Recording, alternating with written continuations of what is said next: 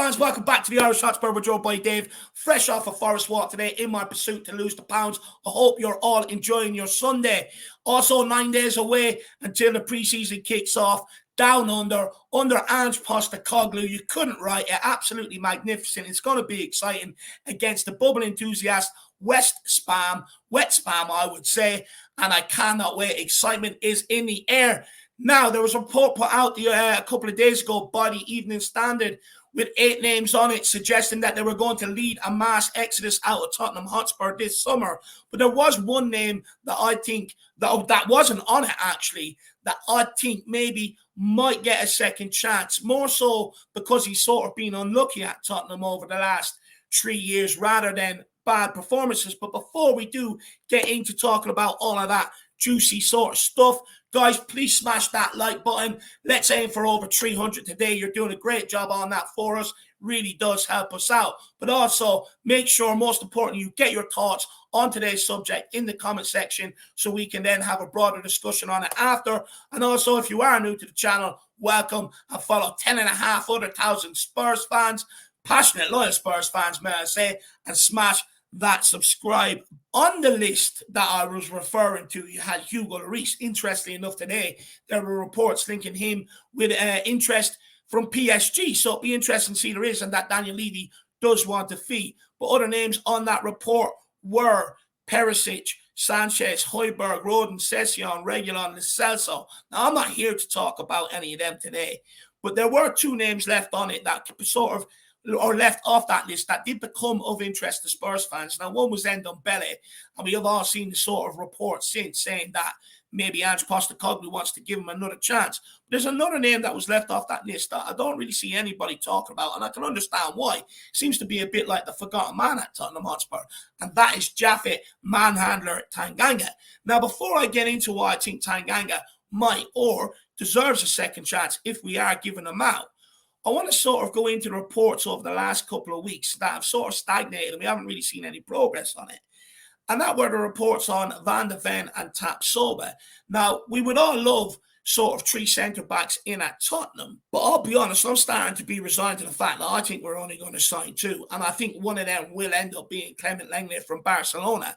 Now, what the situation there is that Barcelona know Tottenham hold a bit of an interest, so they're looking for a bit of a fee off us. But Tottenham also know that Barcelona need to offload wages, and they don't want to get themselves into a similar situation that they were in before, where they couldn't register players, so they couldn't play. So they're sort of banking that Barcelona want to get him off the wages, and at some stage they are going to terminate Lenglet's contract. And then I think Tottenham will swoop in and bring him in for free. Because, look, I'm of the belief he wasn't as bad as people make out last year, but I would like him in as a third option, not as a second option. So I can understand why that would pee people off a little bit.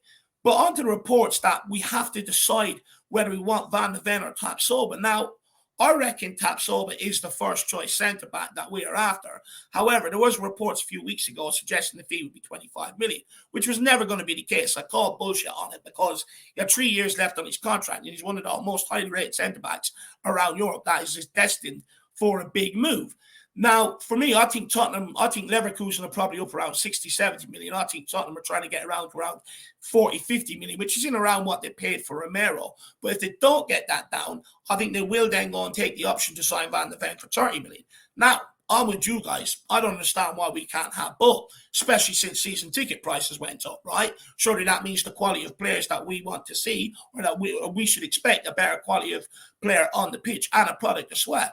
So I understand the argument, why can't we have 2? I just don't think Tottenham are going to do that. I think that Van de Ven is sort of being used in a similar way to what David Raya was, and we ended up bringing in Vicario. And look, we know we need options on that left side. So I think the options that we're going to bring in are going to be 2 left-sided options. So here people say, okay, Dave, but what about a backup for Christian Romero? This is where JAPHET Tanganga comes in. Now, JAPHET Tanganga, he is a centre-back, can also play right-back, so he's versatile.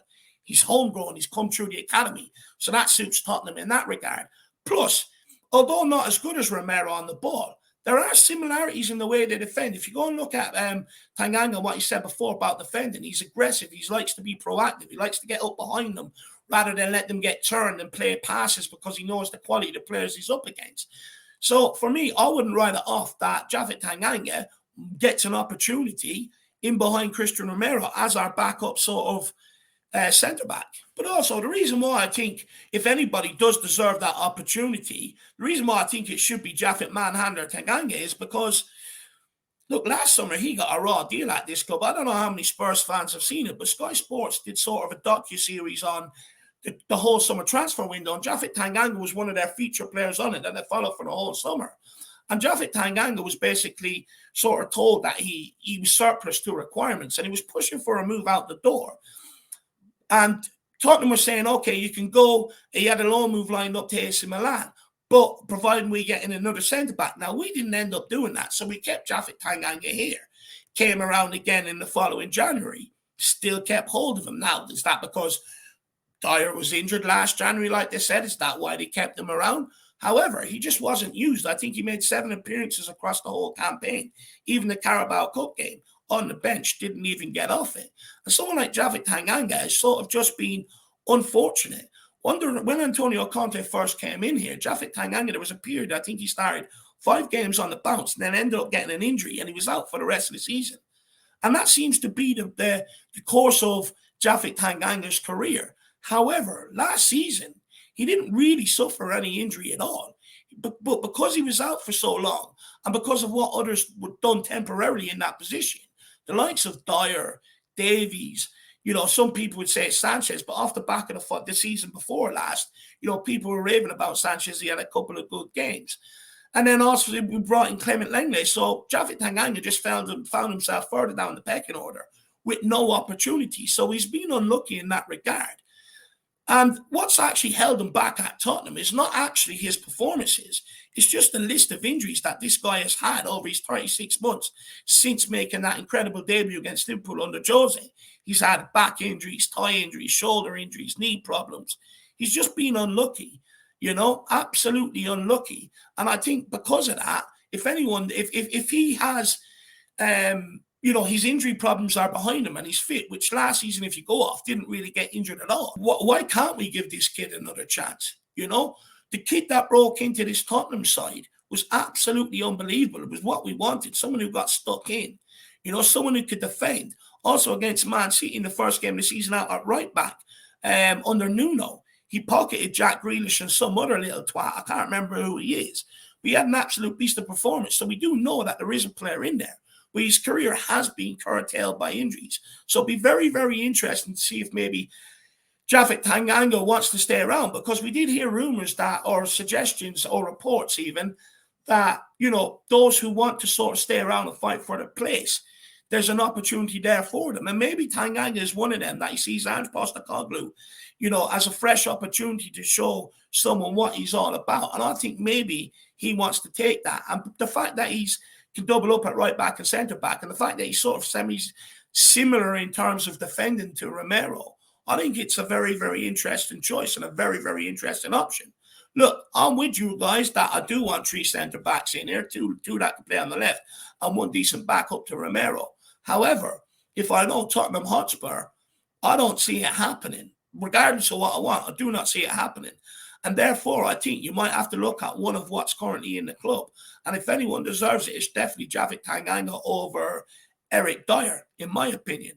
Lastly, of course, we see a lot of these, and look, we're talking about ourselves, what players can thrive under Ange, and we're getting excited by the training videos. However, what they're doing right now is completely light work. It's a few little bleep tests, see where the fitness levels are at, and a bit of light ball work.